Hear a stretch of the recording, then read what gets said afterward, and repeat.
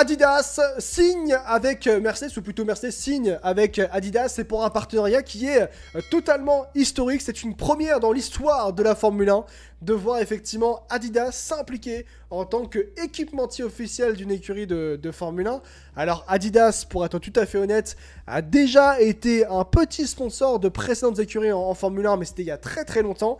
Là, en tant qu'un investissement aussi massif, un investissement en tant qu'équipementier, c'est une première dans l'histoire de la Formule 1, et c'est historique pour plusieurs points. C'est un gros contrat, c'est une nouvelle ère qui s'ouvre du côté de chez Mercedes, et c'est hyper intéressant d'en parler. On va également parler dans ce live justement des équipementiers qui équipent justement les écuries de Formule 1, et c'est assez diversifié. Adidas remplace Puma d'ailleurs du côté de chez Mercedes, et ça va être hyper intéressant d'aborder ce sujet des équipementiers quand même en Formule 1. Alors c'est un partenariat qui est majeur, avant d'entrer dans le vif du sujet, mais sur les autres équipementiers, mais parlons d'Adidas dans un premier temps, c'est un partenariat qui est majeur quand même dans l'histoire de la Formule 1, car c'est, donc je le disais, la toute première fois que Adidas s'implique aussi massivement dans le pinacle du sport auto. Jusqu'à fin de la saison 2024 de Formule 1, Mercedes était engagé avec Puma. Cependant, il y a quand même eu le départ de Lewis Hamilton, et le départ de Lewis Hamilton a peut-être eu donné envie à Mercedes de ne pas renouveler avec Puma, ou donné envie à Puma de ne pas renouveler avec Mercedes, dans le sens où, vu que Puma était réellement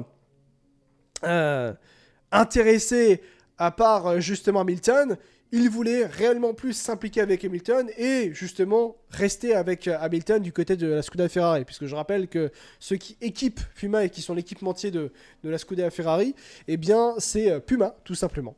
Justement, en vrai Adidas n'a jamais été en Formule 1. Alors ils ont été un petit peu sponsors, mais c'est tout. Voilà. Donc ouais. Donc le contrat avec Puma n'a pas été renouvelé avec l'écurie allemande. Et puis il y a une déclaration qui est hyper intéressante par rapport à Toto Wolff, qui explique que justement l'arrivée d'Adidas chez Mercedes marque le début d'une nouvelle ère dans l'histoire de l'écurie allemande. Notre partenariat avec Adidas est une déclaration d'intention claire alors que nous commençons à écrire notre prochain chapitre en tant qu'équipe. Justement, alors Adidas, qu'est-ce qu'ils vont faire réellement du côté de chez Mercedes?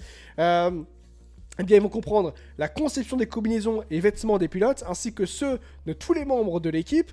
Adidas va également produire une gamme de vêtements, chaussures, accessoires dédiés aux fans de l'écurie Mercedes. Et Adidas a également d'ores et déjà annoncé que plusieurs éditions limitées seront également prévues tout au long de cette année 2025. Alors Adidas quand même, c'est une marque de vêtements allemande qui a 23 milliards de chiffre d'affaires en 2023. Ça habillera donc les pilotes et les membres de l'équipe et les fans de Mercedes avec un contrat qui est donc pluriannuel. C'est une toute nouvelle ère qui débarque, qui arrive donc du côté de chez Mercedes.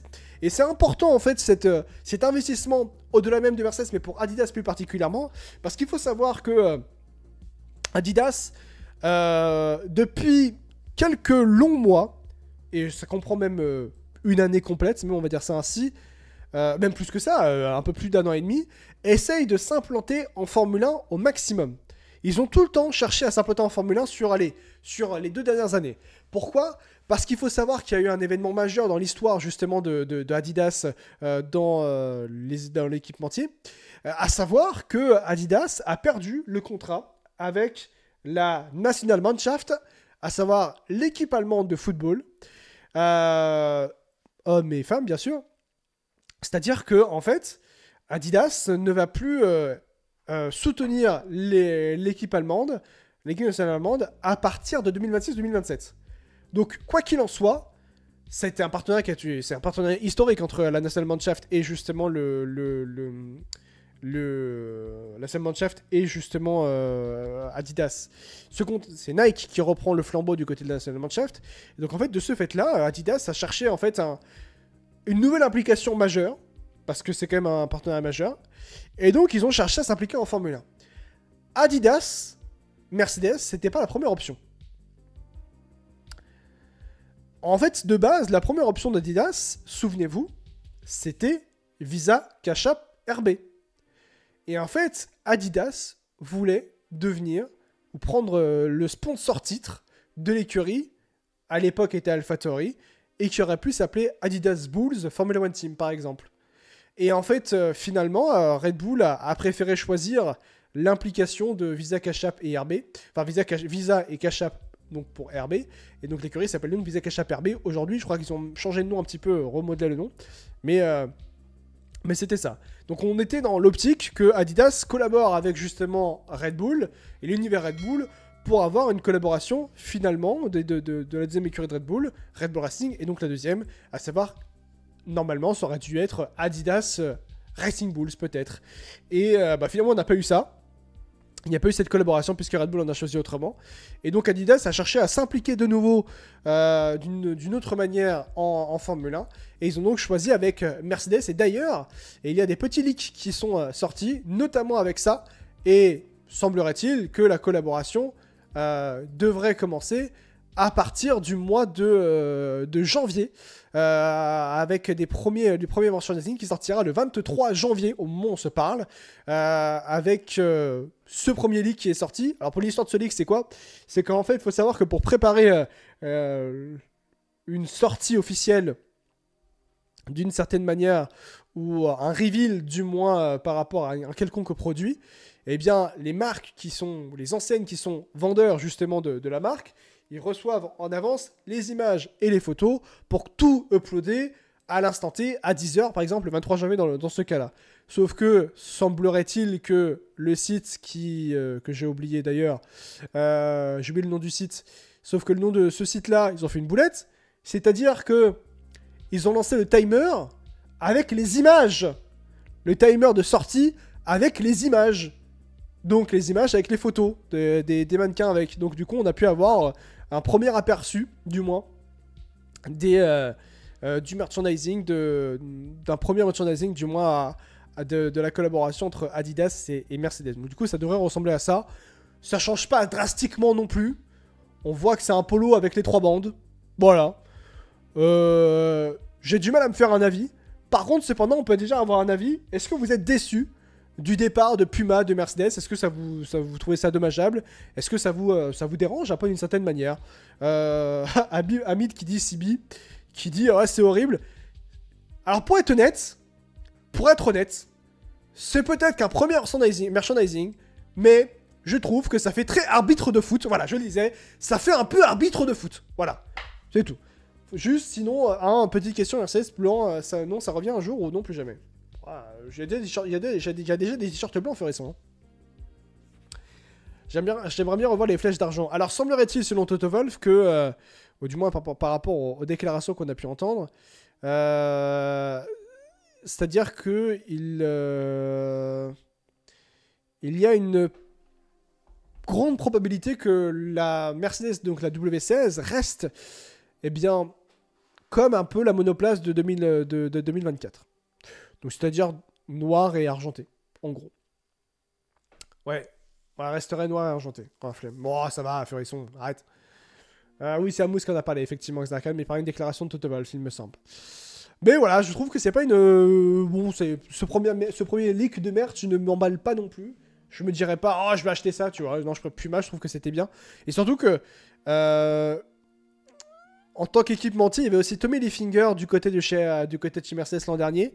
Notamment, on avait notamment quand on avait les t-shirts du côté de chez Mercedes, il y avait un bandeau en dessous des manches sur les t-shirts avec les couleurs de Tommy Hilfiger. Ils ont perdu également Tommy Hilfiger justement à Xanarkhan, Mercedes. Donc il n'y a plus de Tommy Hilfiger. Semblerait-il qu'à l'heure actuelle, Tommy Hilfiger ne suive pas Lewis Hamilton du côté de la Scuderia Ferrari. Bon, il y a ça aussi. En tout cas, ça fait beaucoup de pertes. Adidas, tout de même, avec Mercedes, je suis emballé du point de vue de la collaboration parce que c'est le début d'une nouvelle ère. Parce que, faut pas oublier, ça c'est important quand même d'amorcer des nouvelles étapes. Hamilton, Mercedes, c'est quand même une étape majeure dans l'histoire du sport automobile, dans l'histoire de la Formule 1, dans l'histoire de Mercedes. C'est Hamilton qui a écrit l'histoire de Mercedes en Formule 1. Et que le départ de Puma et l'arrivée d'Adidas, ça marque un peu une coupure et le début d'une nouvelle ère.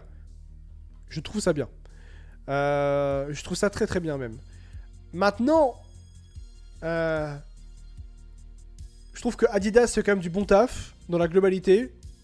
J'ai pas trop d'inquiétude par rapport au merch. Ça amène notamment... mais Adidas, au lieu de faire ce joli maillot d'arbitre, ils veulent pas mettre plus de thunes pour reprendre le contrat de l'Allemagne et au passage celui de la France, flemme de Nike. Oh là là. Non, pas de critique sur Nike. Imaginez Nike en Formule 1. Alors, Nike a déjà été en Formule 1 via une application au niveau des chaussures, puisque c'est Michael Schumacher qui avait eu des chaussures Nike pendant quelques Grands Prix notamment. En vrai, ça fait trop revers Russell et Antonelli avec Adidas. Ça fait trop revers. Qu'est-ce que tu as après ça, The Week? En parlant de Nike, c'est la fin d'une ère. Oui, avec le Portugal, oui, en football, ouais, c'est Puma qui reprend le flambeau du Portugal. Je suis curieux de savoir comment ça va faire. Après, Puma, pour être honnête, c'est pas ma meilleure marque. Je sais pas, moi, si je dois faire une tier list des marques que j'aime le plus, du moins par rapport à typé sport, je pense que... En fait, ça se tape entre Adidas et Nike. En deuxième, ça va vous choquer, mais je vais mettre Reebok. Et Reebok, j'aime beaucoup. J'aime énormément Reebok, moi. Reebok, j'aime beaucoup, moi. Troisième, Puma. Le maillot Adidas de l'équipe de France tabassé ceux de Nike. Ouais. Ouais, Vladimir. On va arrêter avec les références à l'Allemagne. C'est bon. On va arrêter avec ça. On a compris. Reebok, j'ai que en tête un vieux maillot de Bolton. Exactement, moi. Mais tu sais que Reebok, ils ont aussi mis... Ils ont aussi eu Liverpool. Hein. Liverpool à une époque. Hein. J'aime bien Nike et Puma. Les baskets Reebok, c'est quelque chose, ouais. Ah, moi, les baskets Reebok. Mon premier choui que j'ai fait dans ma vie, c'était avec le basket Reebok. Grand Prix d'Italie 2021. J'ai tué des chaussures à mes Reebok que je mets énormément à cause d'un Chewy. Voilà, Chewy, pour ceux qui savent pas, c'est Ricardo. Hein. Vous mettez de l'alcool dans une chaussure, vous buvez dans votre chaussure. Et c'est ce que j'ai fait. Idée stupide, ne faites pas ça chez vous. J'ai été malade après, c'est faux, mais j'étais pas bien. Ouais, je m'appelle ce souvenir. Eh oui, les vidéos sont présentes.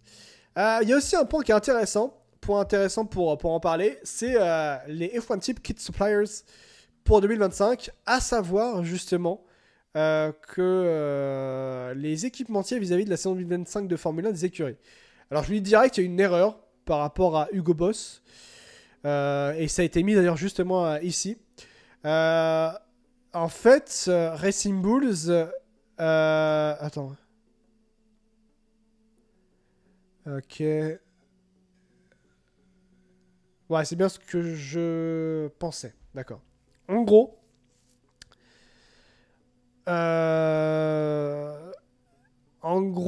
les écuries... voilà, excuse-moi. Visek HPRB, en gros, c'est pas Hugo Boss. C'est plutôt Hugo. En fait, c'est deux divisions qui sont différentes. Avec que ce soit... Il y a Hugo et Boss, et il y a Hugo Boss aussi. Il y a Hugo et Boss, et il y a également Hugo Boss. Donc c'est trois divisions qui sont différentes. Donc en fait, c'est pas Hugo Boss qui est du côté de chez... du côté Physique HPRB. Alpine Star, c'est As, mais que au niveau des... comment ça s'appelle, des combinaisons des pilotes, Alpine Stars, mais pas au niveau des t-shirts. Adidas, oui, c'est effectivement tout. Du côté de chez Mercedes. Castor, je suis pas sûr non plus qu'ils fassent... Peut-être, non, j'ai rien dit. Castor, ils font effectivement tout l'ensemble. Les combinaisons et les t-shirts et l'habillement des écuries. Avec Red Bull, McLaren et Alpine. Puma, ils font, semblerait-il, l'ensemble donc de Adidas, Aston Martin et Williams. Malheureusement, Stake, c'est bien ce que je pense. Il me semble que Stake, c'est bien code 0. Puma... Ah oui, d'accord. Puma fait le race suit. Ok. Donc, en gros, ça fait ça.